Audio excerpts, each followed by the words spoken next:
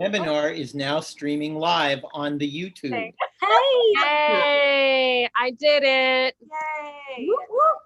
Welcome, YouTube shoppers. Yes. I know how to do things sometimes. Oh, No thank you. doubt about it. Webinar is now streaming live There on we the go. YouTube. Okay, so I'm gonna close this. Go back to It's the Patreon. repeat stop. Nice. Oh my God. Close everything out that's in the Fine. background. Post. New post. Live YouTube stream. Live. Then I closed the YouTube. Jesus H Christ. Honestly, You guys day drinking? Come on. no. What? Well, and also I resent that because I've done this while I'm day drinking a handful of times now. I resemble that comment. And it's evening. Yeah. 5 p.m. is Now? evening. I Definitely, that's 7. It's 7 where I am. It's like Yeah. started at 12:30. Who are you? I don't. Get out of You my don't face. know me. You don't know me, man. You to judge me. That's right. You don't know what I do, how know. I do stuff. Okay, so now I have to find this live stream. We'll go to our channel. I'm in our channel. I'm in this margarita I just made in a flash, Yeah. and it's like the best Nice. one I've ever had. I mean, we're over here in our Patreon. I made it with This lemon guy- We for go the to lime because they were out of limes. What about this? I'm. Here we go. You don't know me, man. You to judge me. Oh, That's right. Now I You can don't know what close I do. it. Right. There we go. Oh my God, it's us. It's us. Here we are. Ugh. And I'm gonna post it now. I love how we like, except for like maybe the first one, we like stumble into all of these. We're like, single hi, time. we don't Yeah, know.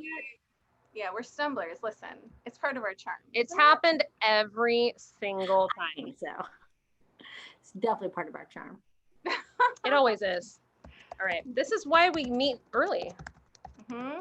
Yes, Always. so we can hammer these things out. Here we go. literally. Take a hammer to this stuff. Well, they also, in my defense, for everybody watching, but mostly for the people that I'm actually talking to right now, they changed the interface on Patreon. So Oh, that's a good it's time not to do it just right now. me being a pretty face with no brains. How are you feeling about your Patreon experience? We're liking it. We're liking We it. like Yeah, it.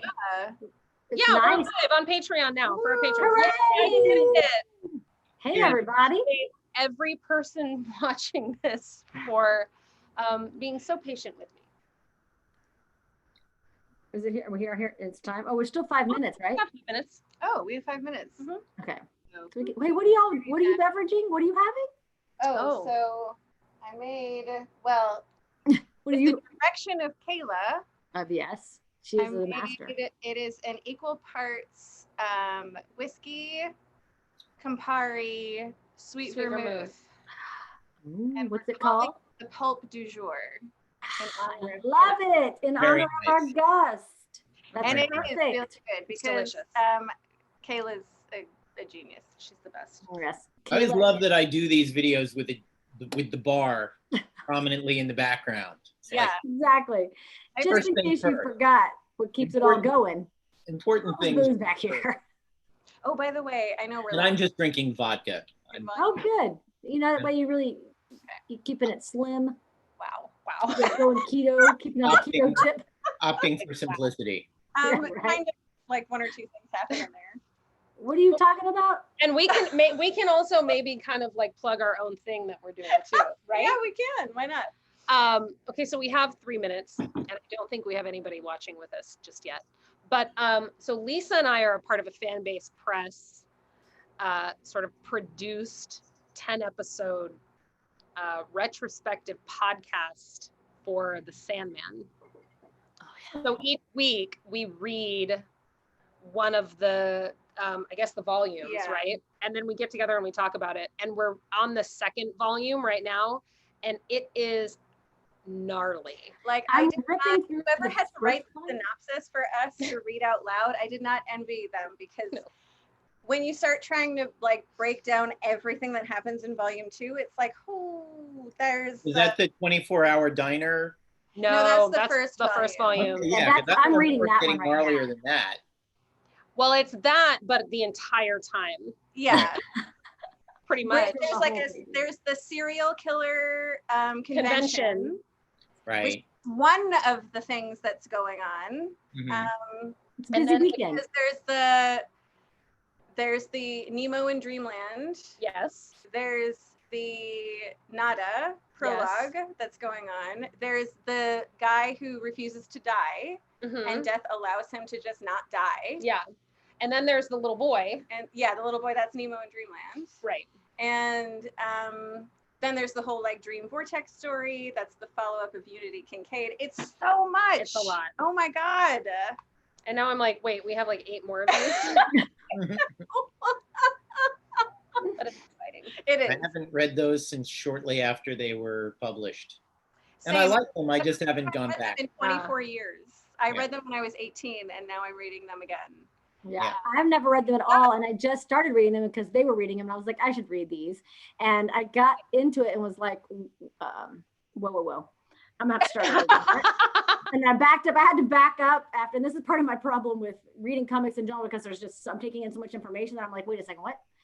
Okay, wait a second, what? And so I had to read like the first like 4 or 5 pages probably 3 times. Yeah. Because I have to go back and look at the picture, like, what did we see in there? What are we looking at over here? It Totally. takes me forever. But then now that I kind of started to get into the like, okay, like the flow of the story is moving a little better. But Yeah. oh man, I was like, this is taking me a while. And I mean, It's intense. it should, because there's a lot happening. So between- much information. There's a lot happening. Oh, Yeah. And also, each panel just rich, so Yeah. rich. And I'm like, take you on a ride. Yeah. somebody it's did a also lot why of drugs when they did this. we want to get our cocktails together, All right. get ourselves situated. Is it time? Oh, 3 How's my seconds. hair? Get things out. 3, 2, 1. Get Happy New Year. organized. Hey, it's 5. Welcome to the Hex. Hi. I don't know why I'm shouting. They don't know that I'm Because you shouting. can. We have the most exciting person with us Aw. this week. Man's man about town, the most interesting man in comics, Dave Avallone. Yay. Yay! Word. Lovely to David meet you. Avallone. What is there to say about David? He Oh, Lord. has lived 100 lives in one. He is a phenomenal writer. Thank He you. writes super badass ladies in the Mhm. realm of comics. We're talking Elvira, we're talking Betty Page, Vampirella, among so many others. He has an incredible story about when he met and began working with the Kevin Eastman. He also wears phenomenal suits all the time. Very has classy great- dresser. I didn't wear a tie, but I didn't want to disappoint, you know. Well, it's kind of happy hour, you know. You don't have Yeah. to wear a tie. It's To a manage little, it's a expectations. little We relaxed. like a suit that's a little loose, you know. It's a little relaxed. We It's a want to little know there's happy a hour man right in now. there, okay? And also, I mean, I would be remiss if I didn't mention that David is one of the most knowledgeable people in Pulp Fiction, which is why we've made a David Avallone inspired cocktail, which Called is the Pulp du jour, the Pulp du jour which is equal parts whiskey, sweet vermouth, and and Campari. Campari Stir it up with some ice. Served up. in a martini glass. So delicious. I will have to make myself sometime when I'm not so lazy to just be drinking straight vodka. Mm. But Give also, it a go. we are, as my dear friend Laura said to me today, living La Vida COVID. And I Good. think that just straight vodka is the drink. It's an of acceptable 2020. answer. You Totally. know? I Yeah. just Like bought, acceptable answer. you referred to, you know, the drink is the pulp du jour. I've been doing these videos, these pulp today videos, and I just bought myself a bottle of Lillet Whoa! because Love that. next thing I'm going to do on Pulp Today is I'm going to start talking about James Bond, and that requires me to make a Vesper Martini. And to make a Vesper Martini, you need Lillet. I used to not, I'm so not a fan of gin that I had never actually been a fan of the Vesper. But after Casino Royale came out, people started making them in bars. And 2 of my local bars make them beautifully. So I said, okay, let's try that at home, Oh, Yeah. and got And myself also a. thanks to dear friend of Hex, Kayla Hasbrook, that Yes. I have even had a Vesper Martini, and yeah. hmm For those Great. at home, the Vesper Martini is mostly gin, vodka, Lillet, no vermouth. I think the Lillet takes the place of the vermouth, yeah. Yeah, and lemon peel. it is delightful. Delightful. I would like one of those, please. Yes. Yeah, they're good. I've never liked olives. I don't like a savory thing in my alcohol. I think that's weird. Okay. And if I'm gonna have Nobody savory in my Marys? alcohol, put a piece So of bacon in fascinating. it. Like, So you no know, Bloody Marys? Nah, Nobody Marys? never been a fan. Never been a fan. Okay. All right. No, that's fine. So That's should fine. we end this now? I know. That's fine. Everybody's I like the purity. just started. Well, here's my forgive me for a preloaded lecture about drink. Wait. Preloaded Talk and then away. maybe also loaded. What I love about vodka is that it does not lie to you. No, it does not. Everything else in the world of liquor is saying, oh no, I have a flavor. You're enjoying me for the flavor. Vodka is like, I taste like poison. You're drinking poison. Yeah. Mm. And also, benefit to you, no one can smell it. Yeah. But I think, People with can- everything that we take to derange our senses, we're buying a little tiny bit of death. That's what alcohol is. You're buying a little piece of death. And Wow. vodka is like, I taste like death. Enjoy. Mm. Alcohol, the nihilist drink. Yeah, pretty much. Their mortality. That's how I feel about it. Oh my. I think God, it's very true. mortality. And I also love that we're not even 5 minutes in and we're also like, let's just talk about death. Listen, Let's talk about poison and just Death, getting really alcohol. clear This and is the corona times. mortality. Exactly. Yeah. It's at the front of the mind. In our plague days. Yep. Start Yeah, to the plague process days. like death when you're living in the time of COVID. Yeah. And the plague. You're right. It's like we are. This is gonna be like the Black Plague of our times. It's I so wish they'd just start calling it the plague. It'd be so much better. You I've know, been like I don't calling need your it the science. We know what's fan. going on Yeah. here. I think we should start that. But before we start that, we should all take our focus over here to David Yes. and ask, how'd you get here? How did you get into Wait. comics? Well, how I got into comics, in 2014, I had a friend who was connected to the comic book industry and read an old script of mine and said, I could probably find you work writing comics. And she introduced me to some editors. I went down to a San Diego Comic-Con and met Joe Ryban over at Dynamite, and we hit it off really well. And he said, let me go back to New York and see if I can find something that you could give a shot to. And it ended up being a spinoff from a Bill Willingham comic. And the test I had to pass was I had to read what Bill had done and tell him what I was going to do next with his characters. And we had an hour and a half long phone call where I told him what I was going to do with Legendary Vampirella, was the name of the series. And he liked where I was going with it. And that's how I got the first job. Amazing. I will say an important corollary to the whole, like, how do you break in and how does thing happen? I was 49 when that happened. I was not a spring chicken. No, too young. It's Yeah. worth mentioning that in 2001 or 2002, I was at a party and met Joe Quesada. And I had a full-time editing job, film editing. And Joe was editor-in-chief of Marvel Comics at the time. And we talked about movies and literature for about an hour. And he said, you seem like a smart, interesting, talented guy. You should write comic books. And he passed me off to Tom Brevoort. And at the time, they had a system for new writers. And their system was that you should write the first issue of an original comic book. That's a lot of legwork. They liked my writing sample that was just an old script. But they were like, well, in order to enter this new writers program, you have to create a comic book. I did, but it took forever because I had a day job. It was a language I did not speak Wow. as a writer. I've consumed comic books since I was a little boy, but I was always a filmmaker from very young. And watching films as a little kid, I would take them apart and what's happening and what's being done and what are the techniques and how does editing work and what's a, composition and all that. Thought about all that stuff. I read comic books completely uncritically. La, la, la, la, la, turning the pages, not ever paying any attention to, how sometimes you care about technique and sometimes you don't. You can turn that off. Sure. And so literally, it took a lot. And I didn't quite have the resources in 2001, 2002 to learn more about it. And when it came around this time, I reread all 3 volumes of Scott McCloud's Understanding Comics, Making Comics, Reinventing Comics. I think those are the 3. I can't remember all the titles.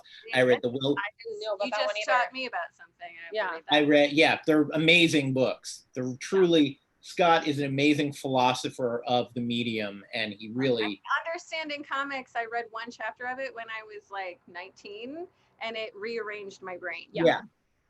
So good. And literally, like, I would take something I'd read 1,000 times off the shelf 5 years ago, 6 years ago, and sort of go, oh, Watchmen is all 9-panel grids. Who knew? I didn't know. I didn't care. Oh, New Frontier is all 3 CinemaScope storyboard pieces per page. And they break that up when it's necessary to break it. But I had no thought about that at all. So this, how you don't. You just, if you're not interested in picking it apart, you don't have any reason to pick it apart. And I will say, it's not like that ever ruined movies for me. Was part of the enjoyment of it was how is it being understanding done? It. Yeah. But that had never been part of my feeling about comic books. And I go back now and see things and I'm like, oh, as an example, I work with Kevin Eastman. I wrote something called the Radically Rearranged Ronin Ragdolls, which is a little bit of a pastiche of his Ninja Turtles. Yes.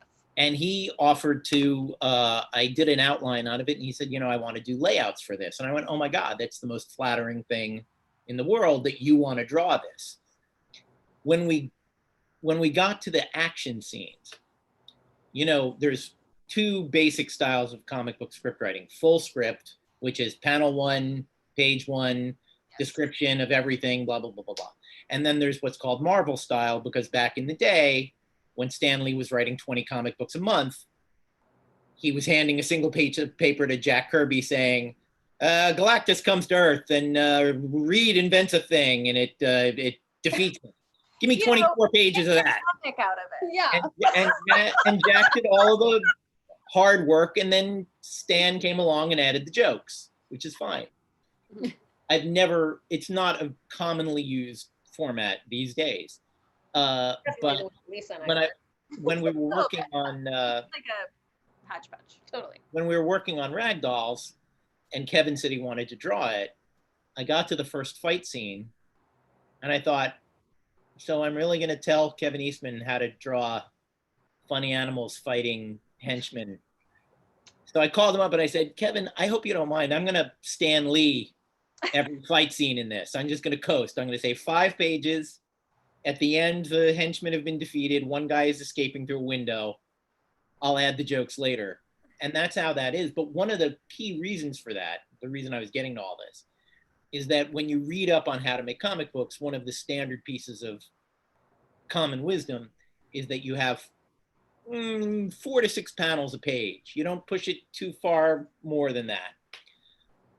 One of the things I've noticed now that I go back and read my old comics is that every great comic book creator who is a cartoonist, who's a writer and an artist, they all do pages that are 15 panels, 20 panels. Because they can do it and they want to do it, but they strangle you if you wrote it, you know.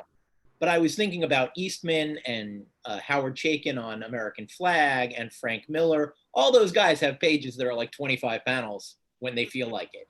So the other reason I wanted to do Marvel style in the fight scenes is like, I don't want to get into the habit of writing 20 panel pages, Yeah. which will then get me excommunicated from the comic book industry by every artist that I work with. They still, my artists every artist I've worked with follows each other on Twitter, and they've gotten into conversations about what a pain in the ass I am, which is nice. There you go. Well, that's how you know you've made it, I think. Right. At least they're doing it out in the open, you know? Yeah. What do they complain about? I'm curious as They're Yeah. both- I'm exaggerating a little bit, but basically there was a traffic jam in an issue of Drawing Blood that hasn't come out yet. And Ben Bishop was like, Avallone's got me drawing a traffic jam. And then Dave Acosta comes in with, oh, I had to draw a traffic jam in Elvira #7. And I was like, You're giving away my secret. yeah, Avallone traffic jam. Oh boy. and I was like, one of them is an establishing Los Angeles, and the other one is actually a scene in hell. It's Got one of it. the circles of hell is a traffic jam, and it's a 2-page spread, and it's awesome. But, the other thing I think is interesting is that if you don't draw, you can have an idea of what's hard and what's not hard. I know crowd scenes are more work than a close-up, but I wrote one scene in a shadow comic that took place, it was about 2 pages of 2 guys having a conversation going up a stairway. Mm. And Dave Acosta sent me the pages with the vanishing point lines of every step of the staircase. And he was like, I want you to think about this page and think about it real hard the next time you want to set a scene on a staircase. I was like, that never would have occurred to me. I want Lisa, you to do you know anything about that? Tell us. Do tell us. I hate drawing buildings. Like, I know hate's a strong word, but I hate it. Like, I hate drawing buildings. I think in the context. Lines, man.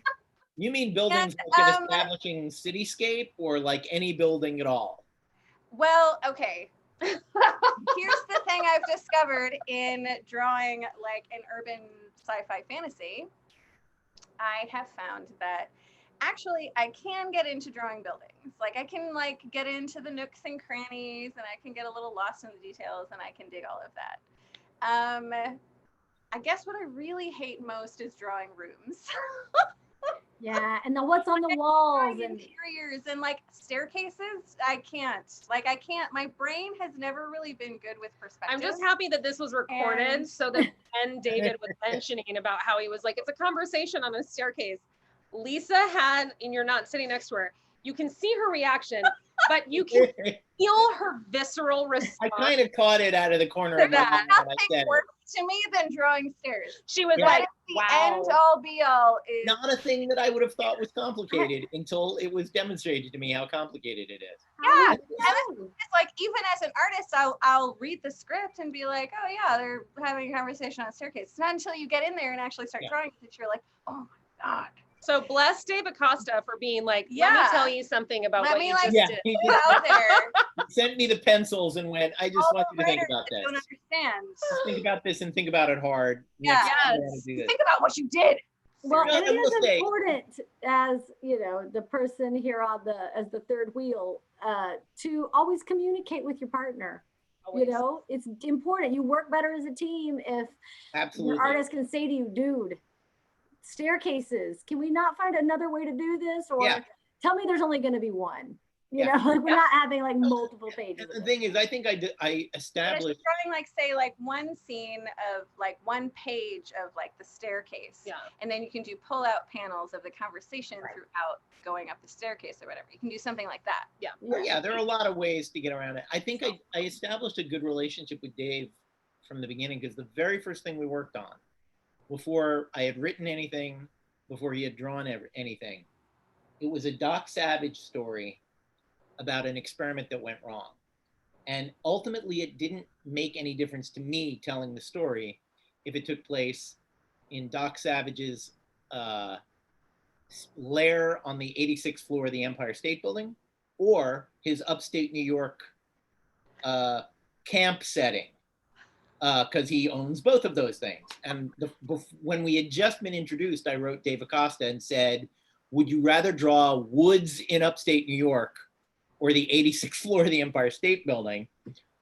And I thought it would be more interesting to draw the 86th floor of the Empire State Building, but that's a lot of goddamn work.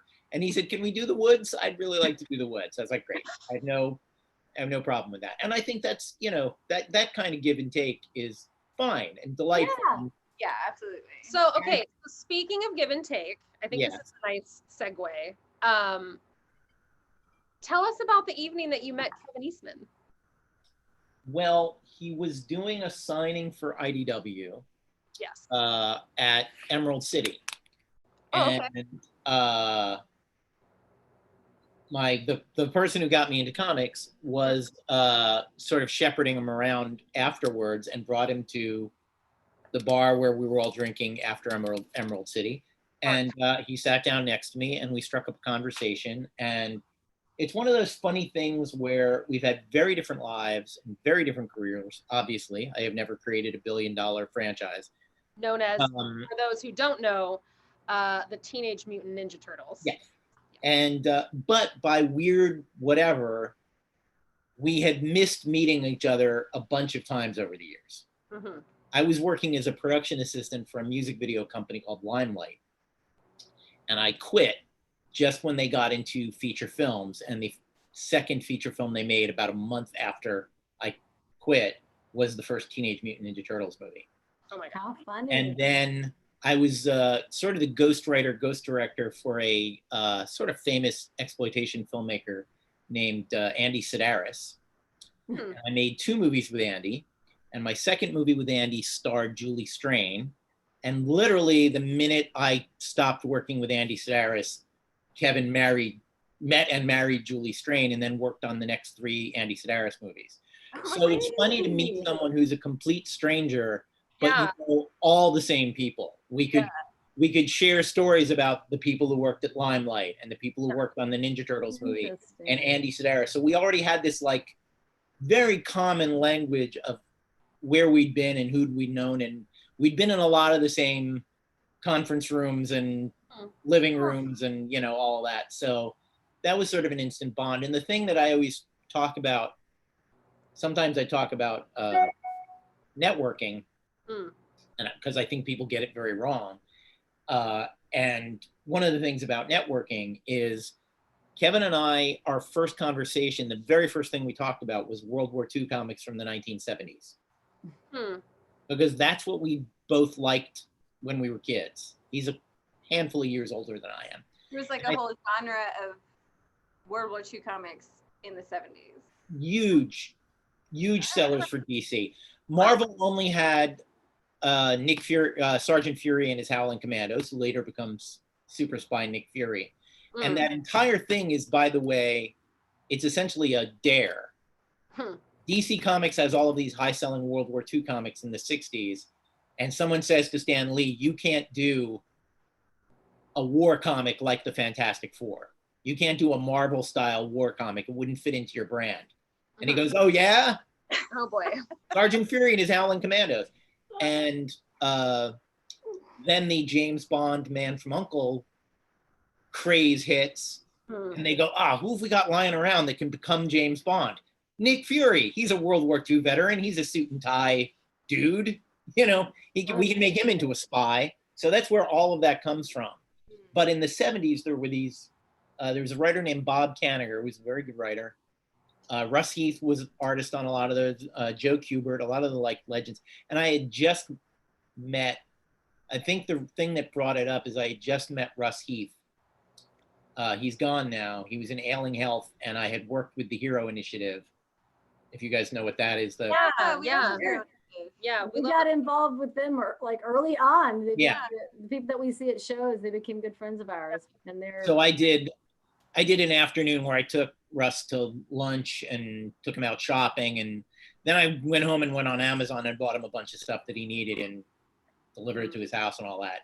So that was part of the conversation. Kevin was a fan of Russ as well. So that was what we were talking about. Wow.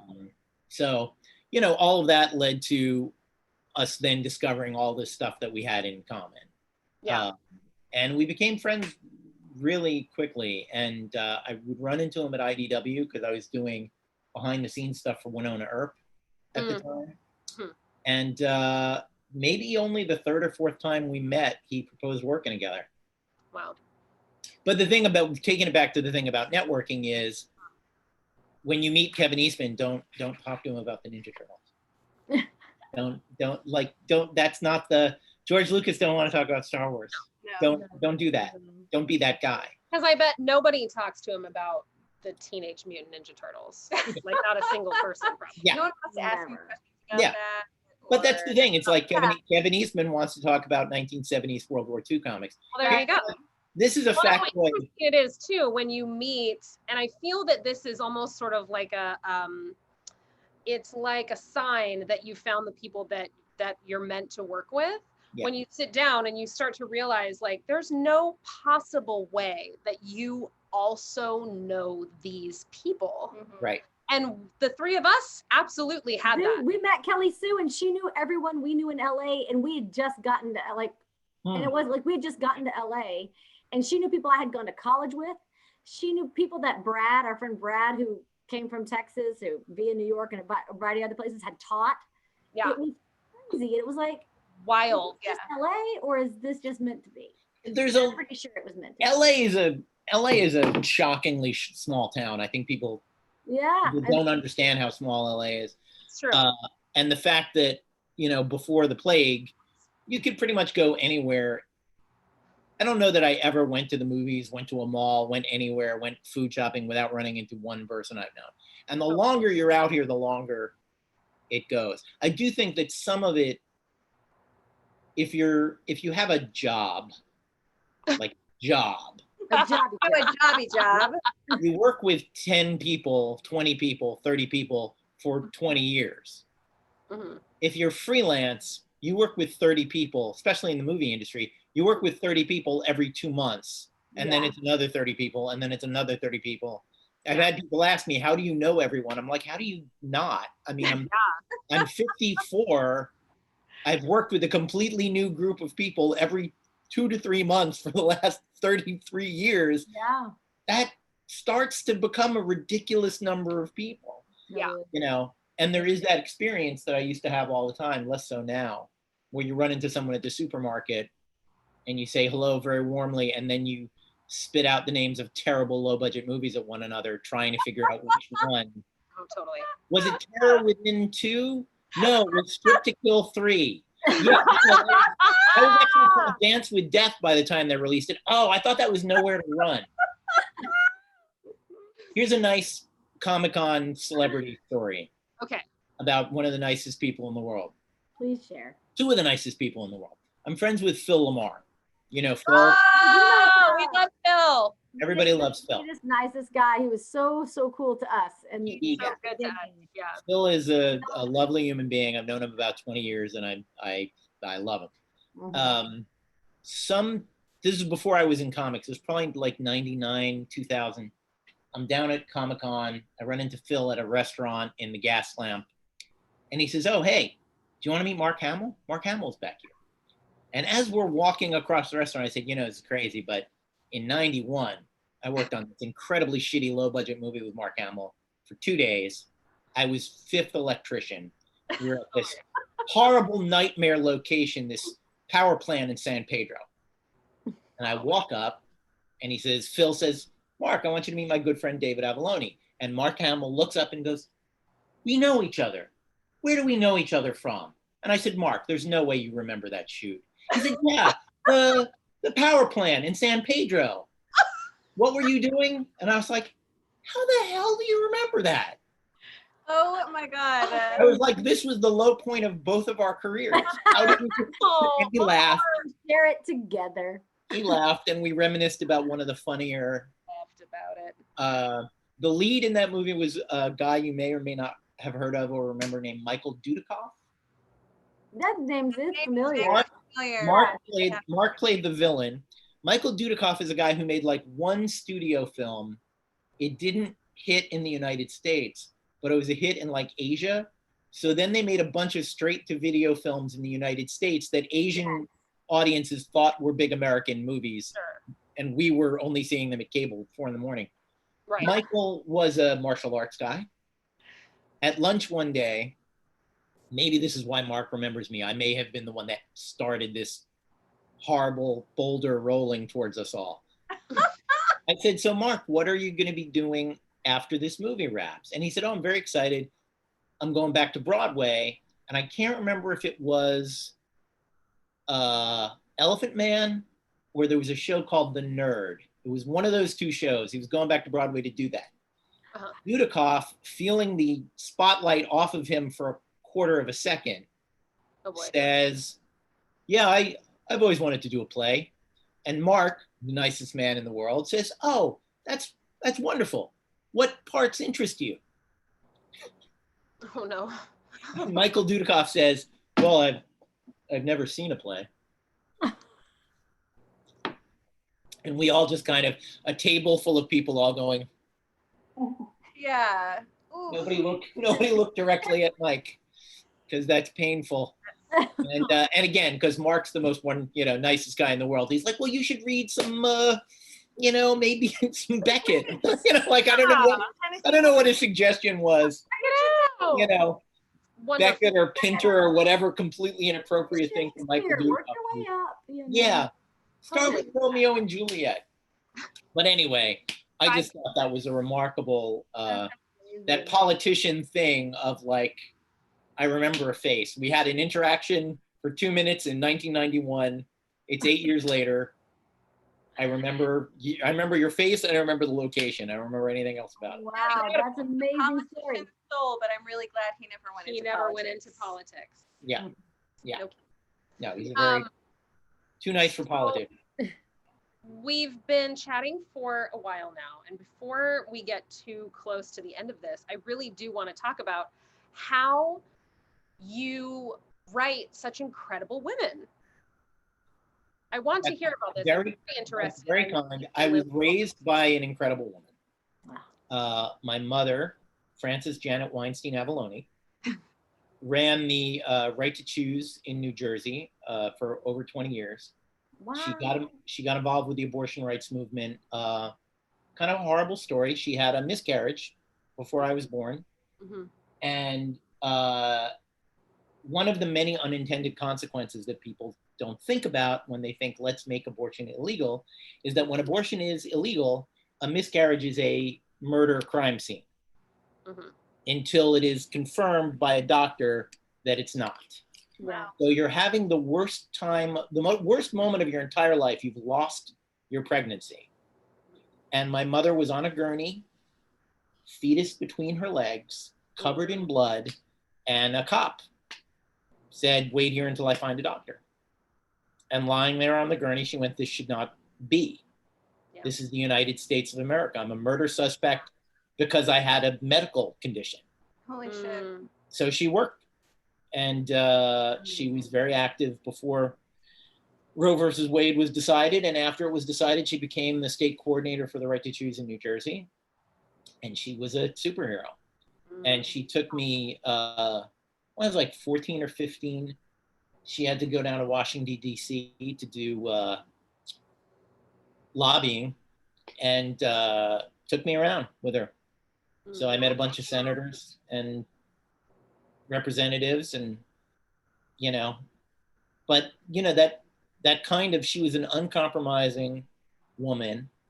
And my father, who was as much of a manly, old world, two-fisted dude as you can possibly imagine, an Italian-American who wrote hard-boiled detective novels, thought she was amazing and was completely supportive of her and did not feel at all undermined by her. And he introduced to me, not consciously, but he was proud of her. And the idea that you should be proud and not threatened in any way, shape, or form by a woman who's accomplished, and that you should accept no less in a partner than a woman who is accomplished. You are not looking for arm candy. You are looking for someone who you can sometimes step back and go, look at how impressive she is. And I think my wife is a perfect demonstration of the fact that I have absorbed that completely. Yes. Because my wife is a remarkable woman, and I am very proud of her and support everything that she does. So That's awesome. all that said, that's how I write women. I'm writing my mother. I did a Doc Savage story a bunch of years ago about, and in the Doc Savage mythology, there's literally one female character, his cousin Pat. But Pat's a great character, and I would never write a Doc Savage thing without centering her. And I made it actually about a lesbian romance between Pat Savage and Amelia Earhart. And I dedicated that book. Gorgeous. I have Thank to you. interrupt and say it is Thank you. beautiful, this story and this book. Continue. Thank you. That book is dedicated to my mother because I was like, I'm writing about her. I'm writing about uncompromising women who, you know, who take matters into their own hands. My mother got it from her own mother, Harriet Frill Weinstein, daughter of Jewish immigrants from Ukraine, from Odessa. And she said that when she was little, her mother said to her, if you see something in the world that needs to be done, you don't wait for someone else to do it, because if you do that, it will never happen. And my favorite example of that, the example that usually would cause my mother to quote her mother, is right around the time I was born, they moved from Midtown Manhattan to the suburbs. And they settled in a very small town called Old Bridge, New Jersey. Old Bridge did not have a library. My mother found an abandoned building. She had a book fair, and she founded a library. Wow. Because every small town should have a library. And then moved on. Like we lived in Old Bridge 3 years. Like I myself have never set foot in that library. I don't know if it's still there, but it was just something that she did, you know, because it was a thing that she could do. And it was a thing that she wanted to do. Yeah. You know, we had foster kids living with us when I was a kid, which is something that I was so young that I sometimes forget. I sort of had another sister, a French girl named Yolanda, when I was a little boy. Just because my parents, when they had the money, they felt like they had to give back. And that period didn't last terribly long, because my father was a novelist and my mother was a, you know, civil rights activist, which is like there's not a lot of money in those things. So big money fields. But you know, that's where that all comes from. And I think ultimately, when I'm writing female characters, I don't think what would a woman do? I think, what would Betty Page do? What would Elvira do? What would Vampirella do? Yeah. And Vampirella was the first comic book character I wrote, and I loved writing her because it was like writing Superman without much of a moral compass. Like, she lives in a world where everybody else is made of tissue paper and she's relatively unkillable, so she doesn't have to take shit from anybody about anything. And that was such a joy to write someone who's like, you're annoying me, I think I'll pull your head off your body. You know, that's funny. You know, in a comic book, at least, that's funny. And when I got the gig writing Betty, I was not sure I wanted to do it, because I did not want to do a cheesecake book at all. Cheesecake is a wonderful thing. It's just not that, it wasn't my prime interest. And as a writer, and I did my research. I didn't immediately say yes. I did a lot of research.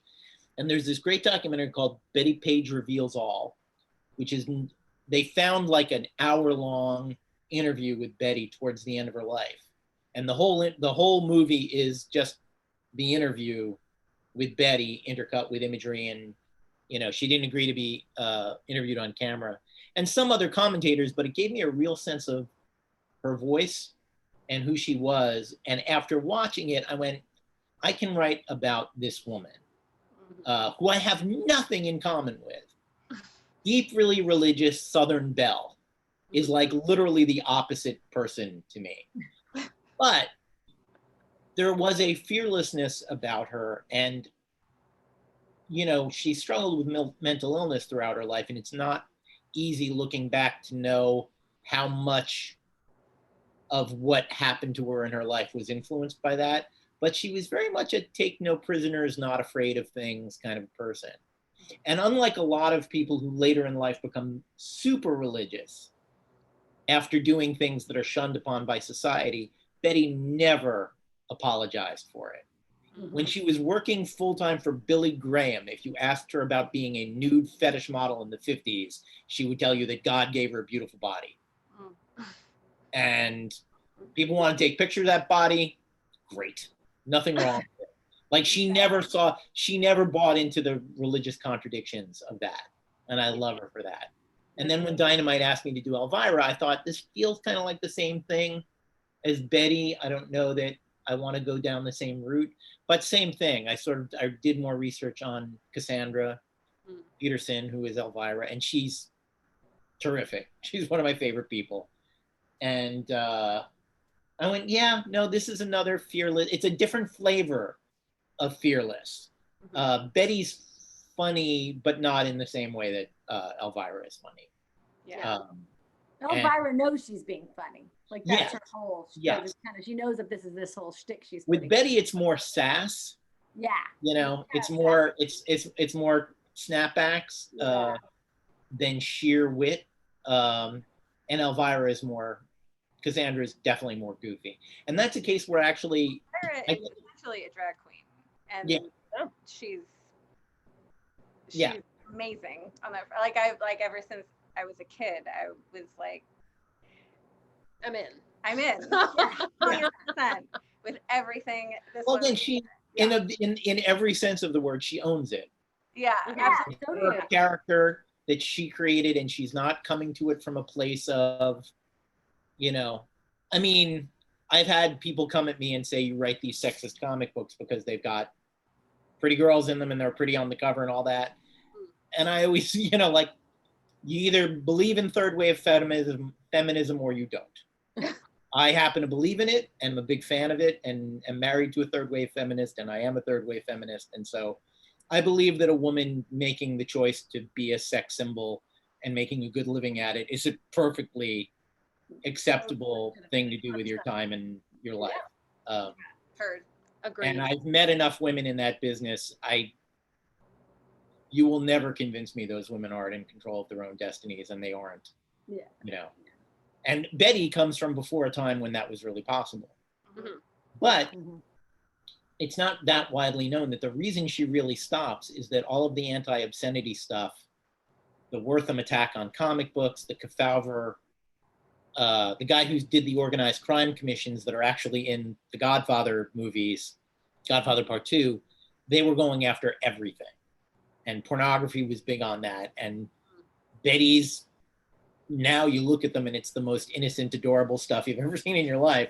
But that was pornography. And she went, you know, I'm going to get out of this before I end up in front of a congressional committee being turned into a scapegoat. No congressional committees.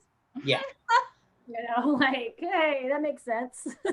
Rule at HexComix: no cops, no hospitals. We're going to amend that. No congressional committees. Yeah. So she got out. She got out while the getting was good, but it was not any kind of like, this is bad and I should be doing it and I'm ashamed. It was none of that. So, you know.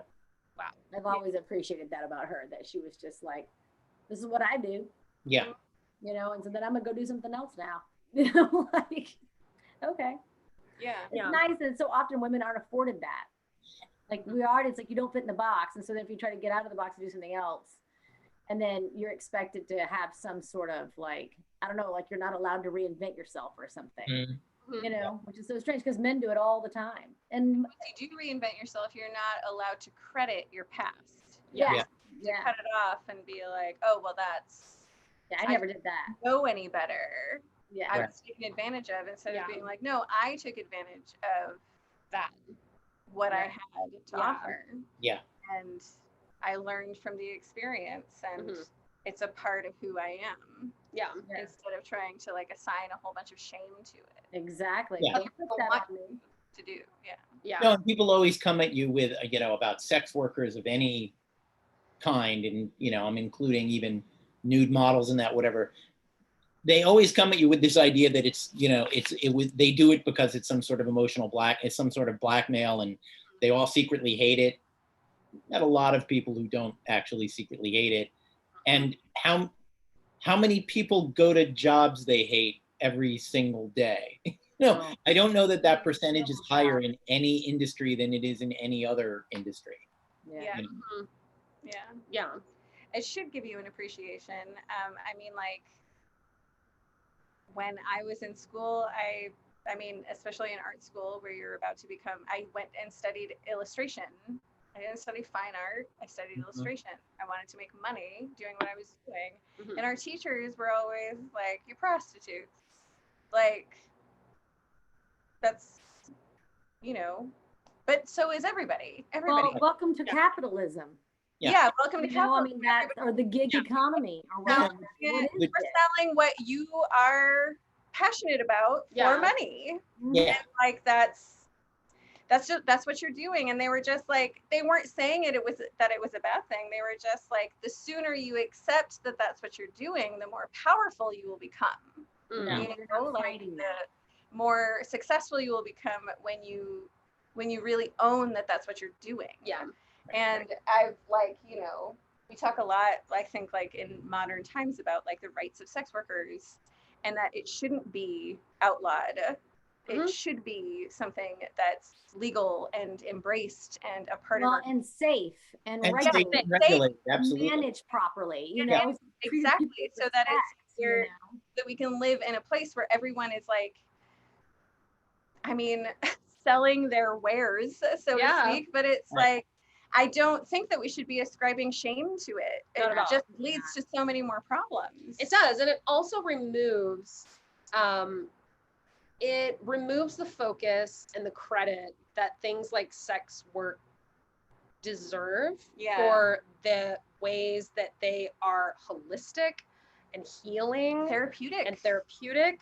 Right. It doesn't just have to be like this seedy, weird, Yeah. picking up a girl in an alley situation. Right. And I love For those all of women, it, because this is legitimately the conversation that can happen through a medium of comics when we're talking about badass women who are like, I'm totally fine to be out here in my bra and panties, and if you feel weird, like, that's your deal. Yeah. you know, and being able to funnel all of that, like the beautiful stuff that you talked about with your mother and what you saw in her and what she taught you, and bringing that through this medium and how it really affects every, you know, person and woman who reads these stories, and men too. Yeah. And I will say that one of the things that keeps me doing it and makes me feel comfortable about doing it is when I started writing the Betty and Elvira comics, I would look at the Betty Page and Elvira, Mistress of the Dark, and Elvira hashtags on Instagram to see who was reading and who was responding. Mhm. And now we can argue that maybe Instagram is less male and more female. You can argue a lot of things. But from what I see on Instagram, women between the ages of 16 and 40 are the audience reading those comics. Mhm. That's who I mostly found taking a picture of the cover, holding it in their hands, holding up a panel that they really liked. Almost entirely young women. And it's, I mean, comically, like the Betty Page fans, I look at the profile photo, black bangs. Like they've all got the black bangs. The Elvira fans have a tattoo of Elvira on their arm. They're very into her. Someone actually, this blew me and Dave Acosta's mind. We saw, because of me haunting the hashtags, someone did a tattoo of 2 panels from our first Elvira issue. Wow. Like the tattoo wasn't a generic Elvira. It was a specific joke from Elvira #1. And that was like, that is some wild, wild shit. Yeah, seriously. Wow. And so how does that feel to you as a man, as a writer, that all of these women respond so beautifully to the story that you are creating? It means I'm doing it right. You know, it's, if I had logged on Instagram and seen nothing but like dudes in their 40s Mhm. posting about it and posting only the sexiest panels, I would probably be skeeved out. I mean, my favorite negative review, you can probably still find this on Amazon. Betty Page Volume 2. There's a 2-star review of that trade paperback. And literally, if you read between the lines, the guy is saying, I couldn't jerk off to this. It sucks. And I was like, well, dude, that wasn't the comic I was trying to make. So Not my problem, man. I mean, he literally says like there are a couple of full-page pinups of her that are really nice, but I don't know what the rest of this junk is. I'm like, it's a story. Now I will say, story. That's like, read it. I will say, and that's a 5-star review. 5 stars. I will say This 5 stars. that I can go too far in forgetting every aspect of the character includes beauty and glamour. There's in the third Betty Page arc, third Betty Page trade paperback, she's in England and she's investigating. The Queen of England has been abducted by a UFO, because I do a very serious comic. And because of the mechanics of the plot, Betty Page is dressed in British Army fatigues for a full 3 out of 5 issues. And when I got into that third issue where she's in fatigues, I'm like, I have forgotten that I'm making Betty Page. She could be in a nice dress at some point. Like, her being in baggy khaki fatigues for 3 issues is pushing as far away from the popular image of Betty as humanly possible. Let's get her out of the fatigues and into a nice A-line dress, if at all possible. It still looks good. Come on. But that was just sort of like, Hot AF. Totally. but that was just how far it was from my mind of like, she should be in a bikini. Yeah. It was just, that was how much I wasn't thinking of it. And again, I think it's the Dynamite's credit that they leave me completely alone on stuff like that. I never get Betty hasn't been tied up by anyone in 5 or 6 issues. Could you get her tied up? Could she wear a bathing suit? That's really inspiring that no one's like, hey, could you objectify her more? That'd be great. Touch more.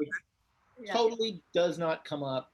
And that's a very nice thing. And like, literally, I've written 25, 26 issues. There has yet to be a romantic subplot in any of them, and no one has asked. Amazing.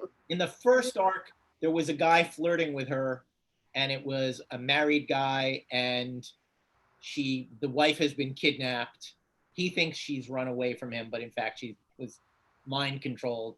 And when they're reunited, Betty's like, so she's awful pretty, and her friend is like, really? We're doing this now? Like, we're escaping the bad guy's lair, and you want to talk about how pretty his wife is? That is like the one panel of romance comic in all 26 issues. Yeah. Because it never really came up. She meets the James Bond archetype in the first episode where she's in England with the Queen of England. I created a James Bond pastiche named Thomas Byrne, and they flirt a little bit. Doesn't like it immediately doesn't last. He turns out to be a bad guy, which was fun to write. James Bond is a bad guy. But all of that to say, it's like I was never told she should be kissing people, she should be making out with people, she should be having sex. It's like, and I have no problem with writing any of that. It just these are action adventure stories, and it doesn't really fit comfortably in to what the character is doing. And if it did, I would be happy to use it. I love that. Yeah, but that's awesome. What you're doing is obviously resonating correctly. I hope so. Yeah. Yeah. It's not this, like you said, it's not the story that you're writing. Yeah. You're writing a different story. And that's there's just no need for here in general is about a sense of like not just equality, but of just seeing people as whole people. And these characters are people, you're representing, because we all see ourselves reflected in them, and making them whole. They're not just objects. They're not just some sort of trope or stereotype or whatever. It's like giving each person the credit that they're due. And if you do, there's so much more to be mined. There's so much more to share. And so many more people can go, oh, I see me in that. And the thing is, through that process. I'm not I alone. try, one of my least favorite things as a writer is when characters do things that are uncharacteristic because it makes for good story. And you see this so often on television where a character will do something completely uncharacteristic just so that there can be a fake conflict over nothing. Mhm. People will take different sides on a thing. You know, I used to watch 24 when it was on. It was not a good show, but constantly, like, the thing I hate the most about it is, here's the guy that saved the president of the United States 3 seasons in a row, and he'll say, we need to do this to save the president. And everyone goes, that's bullshit, Jack. You're wrong. You're out of line. It's like, hey, how about we listen to the guy that saved the president 3 seasons in a row? Yeah, To exactly. me, it would not kill the drama if your boss goes, Jesus, that's a fantastic idea. We should do that. Yeah. Mhm. You know, Yeah. instead it's put your badge on my desk. You know, like, I hate that This writing again. more than anything in the world. So lazy. My favorite thing about Law and Order, and it's a funny thing, but my favorite thing about Law and Order, it's the only cop show ever made, and I'm talking about original recipe Law and Order, where your boss is always smarter than you. Yeah. In the first of their 5 acts, right? In the first act, the cop seems pretty smart and they're starting to figure out who did it. Then in the second act, they go to the police captain who says, you didn't talk to the, and they go, oh yeah, we should go. And then they go back out and do it a little better. And then they bring it to the DA, and the DA has his feelings about it. Yeah. And then they bring it to Stephen Hill at the midpoint, and he says, your only witness is a junkie. This won't fly. And he's the smartest guy on the show. Yep. District attorney for Manhattan is I smarter never than really the like. I never really noticed that, but it's Yeah. absolutely true. It's like, smarter it's never that thing of like, you're out of line, man. It's that almost never happens on the show. yeah, No. but it's like, it's a supportive environment of like figuring Like, hey, guess what? She for got the to be the police captain let's get a because she's killer off the actually street. smarter. Totally together. Yeah. Yeah. Right. You know where else that happens? Brooklyn Nine-Nine. Oh yeah. But I just They're I like, so they threw out all of their scripts for the next season because they don't really know What they're Yeah. gonna do. what they're gonna do. Yeah. Like, as a cop show, they're like, what do we do Yeah. in this environment? Because of COVID? No, No, because because of Black police Lives Matter brutality. and police brutality. Oh, of They threw course. out all their pretend scripts. that We're doesn't like, exist in this we're one still trying to season. figure out how to like make a show about cops funny Yeah. in this. In this world, yeah. Man, because it was Definitely true. funny It and was diverse, which was Yeah. nice. fantastic show. And But yeah. Yeah. Well, and Modern- I think it's, if you look at the cast of that, everyone on the show is ethnic. Mhm. It's only the 2 old white guys who are a complete joke and terrible. total dogs. God. It's only the 2 legacy cops who've been around since everyone else is Italian or Jewish or Yeah. Hispanic or something. Yeah. And I say this as an Italian Jew. It kills me that every time Robert De Niro has played a hero in a movie, he's Irish. When he plays the bad guy, he's always Italian. When he's a good guy, he's Irish. And it's like, Yeah. can we just That's weird. I've never noticed like, that. I've never noticed. like in Midnight Run, I was like, he couldn't be Italian. He has to be an Irish guy because he's the good guy suddenly, and Dennis Farina is the bad guy. You know, Why is he Irish and not Yeah. Scottish? Does he have an Irish accent in these moments? I think he is actually half Irish. Oh, okay. That I makes think there is at Why least do we do that. this? Like every movie has to have you're either Irish or Scottish. I mean, But Irish or Italian. You don't get another. But He it's- was not Italian in Cape Fear. No, he was something else. He was Southern, right? Yeah, that Yeah. he was doing that horrible, unconvincing. I think he was trying to do He a was Canadian That's accent, one. Redneck cowboy. Where But he was my point is, he's never Italian American. Or both. Good guy. Plot twist. He's Yeah. both. That's, I mean, my own axe to grind on that is that the Italian American on a TV show is generally the idiot. You know, Joey on Friends, Vinnie Barbarino. Like, my favorite TV show in all of history is Crime Story, which no one remembers. But Farina was the leading man on that and the hero. And his sidekicks were Jewish, Polish. Like, it was a very Chicago kind of a TV show. Nice. And it was a nice cops and robbers show. It was a Michael Mann's thing between Miami Vice and most of the movies. wow. Oh, Interesting. I want to check I it out. remember that I show, know but because never I watched loved history as a Chicagoan. Yes. I loved Dennis. Well, Crime Story actually is hugely influential. It's the first truly serialized television show.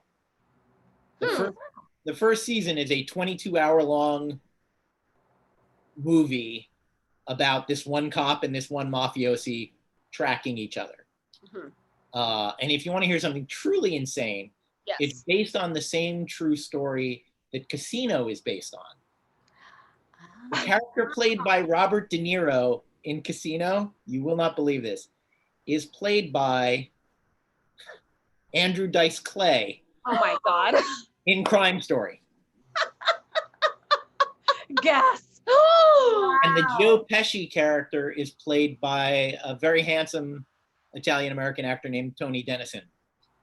So I'm always fascinated, like the guy he's really based on was either really ugly or really good looking. Like I don't know who cast that part right, but Hollywood. Somebody did.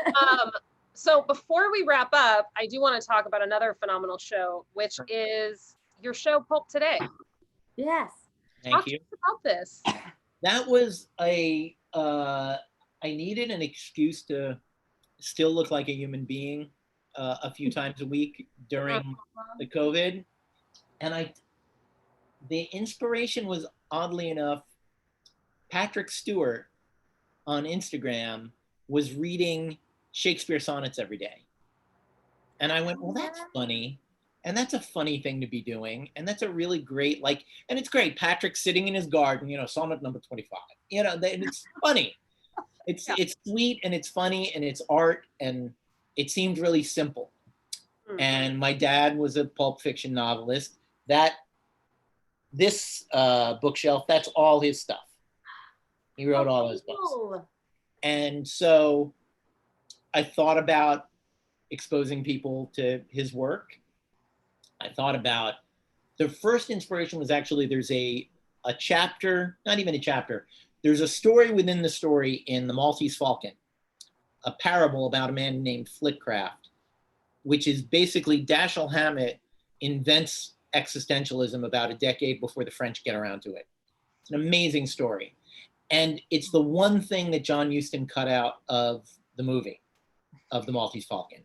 So I thought, who would get it? Who would really understand? Nobody really knows this, and it's from this really famous thing that everybody loves. So right there I had, well, I'll read my dad, something from my dad's, I'll read. And then I went, well, I'll just keep going. And then I started, you had David Walker on, I had David Walker on talking about Donald Goines. There's this great pulp historian named Jess Nevins. Jess did the books that explain every reference in League of Extraordinary Gentlemen. And I contributed to one of those books years ago, and it got us in connection, and it got us connected online, and we became friends.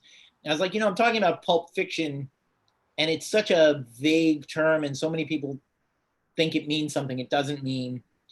So let me have Jess on and talk about it. And we talked for an hour. So I cut that into 3 separate episodes. And I've had a friend of mine named Emily Edwards, who has this great podcast called Fuckboys of Literature. And I've gone on her show and talked about, I did the James Bond episode and I did the Maltese Falcon, the Sam Spade episode. Yeah, so Maltese Falcon episode I listened to and it was phenomenal. Thank you. It was a lot of fun. We had a lot of laughs. And so I had her on to talk about Dorothy Parker. Which is, again, Dorothy Parker is stretching pulp fiction to its absolute limit as a definition. But Dorothy Parker's work did first appear in magazines, and that's kind of part of the definition of it. And, to the degree that there's a mission in it at all, I'm trying to get people to read these books that I think are unfairly overlooked as great literature, and there are people that disagree. And look, I'm not saying that Doc Savage is great literature. It's not. The Shadow is not great literature. It's not. But Dashiell Hammett actually is, and James M. Cain actually is, and Raymond Chandler actually is.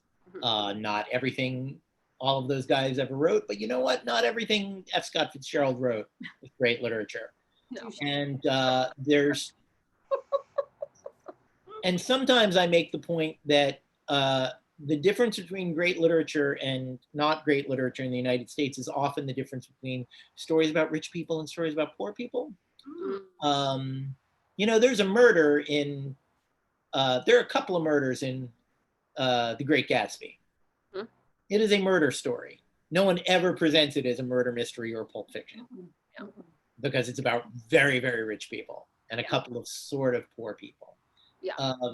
And there are exceptions to that. Steinbeck became very rich and famous writing about poor people. But there's a snobbishness to crime fiction, Pulp Fiction, all of those things, and all of that stuff has lasted forever. And last thing about that, which is one of my things I always like to remind people about comic books too, all of this was intended to be forgotten. You were supposed to read your copy of Doc Savage and throw it in the garbage. You were not supposed to put it in a little plastic thing and keep it for 100 years. Actually now, I think we're about 90 years, 85 years since the first Doc Savage story. You were supposed to throw out your comic books. You weren't supposed to love it. It wasn't supposed to touch your heart and resonate with you for the rest of your life. But the world is full of people who this stuff resonated with them for the rest of their lives. And so this stuff, which was written fast and written for money and written disposably, also had something great. And that's the business we are in. Is to, you know, I tend to write a comic book in, depending how under deadline, I'll write a 20-page comic in 5 days. That's not really taking into account all of the thinking about it, but honestly, hands on the keyboard, it can usually be a day and a half. Because it has to be. Because Dave Acosta is waiting to draw it, or Kevin Eastman is waiting to draw it. I don't have time to think about it forever. And is that a tricky thing that we all have to deal with? Yes. But I sometimes think about guys like Truman Capote or Salinger, or not a guy, but Harper Lee, who literally wrote one story their entire life. Maybe 10 if you want to throw in some short stories. We got to do that every month. Like most working writers, to earn a living, I learned that from my dad. My dad wrote over 200 published novels. It did not make him rich. It made us well off for a brief period in the late 60s to the early mid 70s. But we were never rich, and it didn't last. And people go, oh my God, how did he do it? I was like, to pay the mortgage, he had to do it. And I want to tell one last story about my father, because it's so relevant to what I do, to what we all do. He got a job, one of his last novelizations. He wrote novelizations of screenplays. He got a job when we were broke, writing Friday the 13th, Part 3, 3D. He did write it in 3D. I always like to make that point. The script arrives, and it's, I mean, he's a little depressed about the fact that he has to turn this teenagers getting murdered thing into a novel. And he says, you read it. I don't want to look at this thing. I read it and I say, yeah, it's terrible. I can't help you. It's going to be terrible. He takes the pages into his study, into his little office, and closes the door. I'm upstairs watching TV. Silence for about a half hour. And then I hear the typewriter, more typewriter, more typewriter.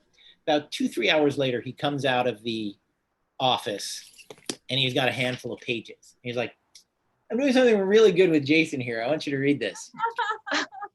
And I just thought, you already love it. Like it was this onerous, horrible hack writing task that you have to do to get us through next month. And you took it and you sat down, and within 3 hours, there's a really good thing here I'm doing with Jason on page 5. I want you to read this. It's great. You're going to love this. And to me, that's the whole friggin' job. To the degree that it's a job. We can all sit around and write about the meaning of life when we have all the time in the world, and when our parents paid for college, and when we don't have to earn a living, and when, you know, all that is great. But those of us who write for a living, that have to make money doing it, that have to survive, we got 3 hours to figure out how to turn Friday the 13th Part 3 into something we are happy to be doing. And To me, that's the whole, find the thing. Yeah. I'm going to do something interesting with the psychology of Jason in this shitty piece of crap concept that has been shoved down my throat that I got to pay the rent. Hey, I love make it. Fast, man. Enjoy it. Yeah. That's what you gotta do, you know, enjoy it as best you can. And yeah, and also like have faith in the process, like have faith in like the fact that we as humans, this is what we do. We tell stories. That's like when you really boil it down, that's what we do. That's how we communicate with each other. That's how we live with each other and share space with each other. And so it's already in us to do it and to bring it out of anything. So even when it's like, this isn't resonating with me, but I can find a way to make this resonate with me and therefore with people who are likely to resonate with me. You know what I mean? Yeah. That it's like, there's a way we can work with everything to bring it around. And what a perfect kind of headline for 2020. Yeah.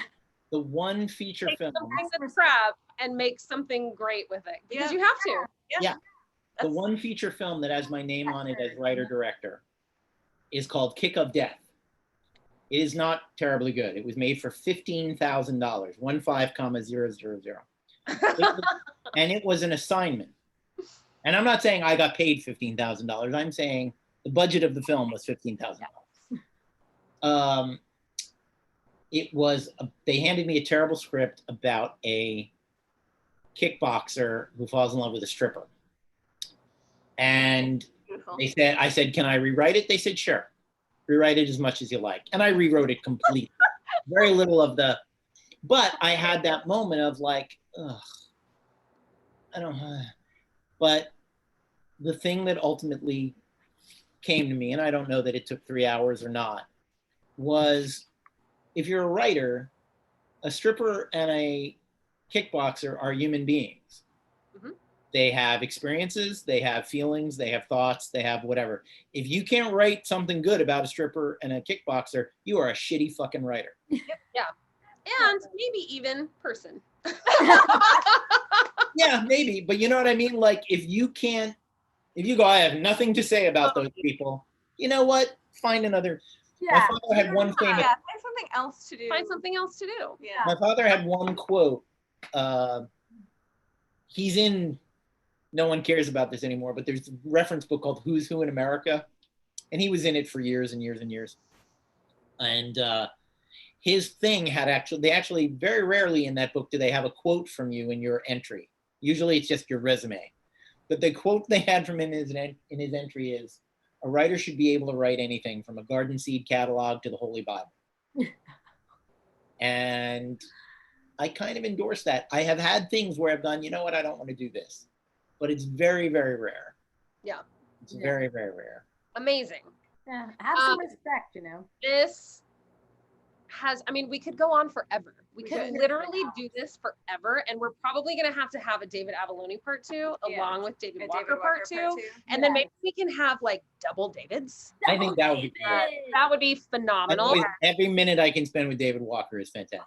I know, right? So before we sign off, David, where can everyone find you? I have a website. Okay. Because GoDaddy are the worst people in the world, it is not called davidavallone.com. It is David Avallone Freelance. Okay. .com. They squatted on my name. And that's got links to everything, to Facebook and Twitter and Instagram. And that is where everybody can go to find episodes of Pulp Today. Yeah, so you can just look for Pulp Today on YouTube. Okay.